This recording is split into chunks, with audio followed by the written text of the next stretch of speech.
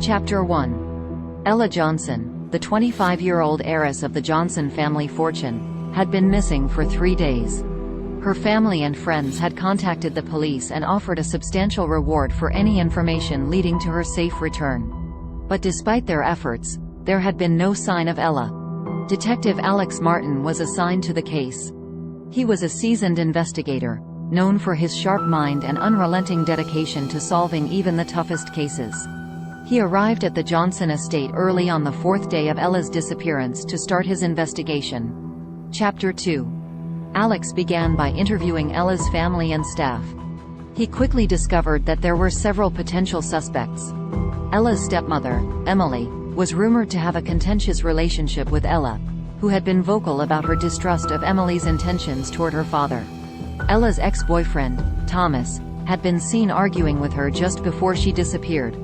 And the family's longtime butler, James, had access to the family's extensive security system. Alex decided to start with Thomas, as his motive was the most obvious. He tracked down Thomas at his apartment in the city and questioned him. Thomas was visibly agitated and denied any involvement in Ella's disappearance.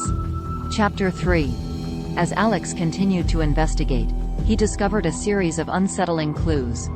A strand of blonde hair found in Thomas's car, a text message sent from Ella's phone to Emily just before her disappearance, and a strange footprint in the mud outside the Johnson estate.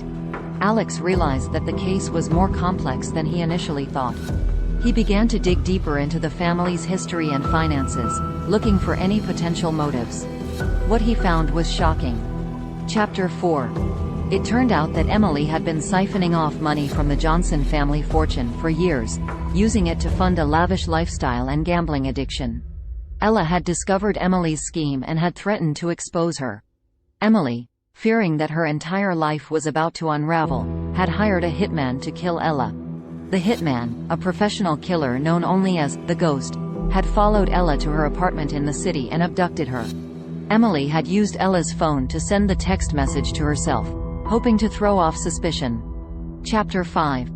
With the help of a team of skilled detectives, Alex was able to track down the Ghost and apprehend him. Emily was arrested soon after.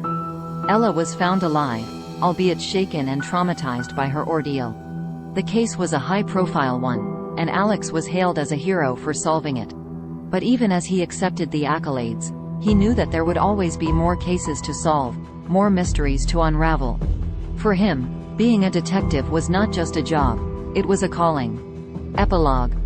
Ella Johnson eventually recovered from her traumatic experience and went on to use her family's fortune to fund a foundation for victims of violent crime. Thomas, her ex-boyfriend, was cleared of any wrongdoing and reconciled with Ella.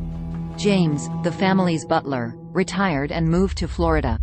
As for Emily, she was sentenced to life in prison for her role in the kidnapping and attempted murder of Ella Johnson.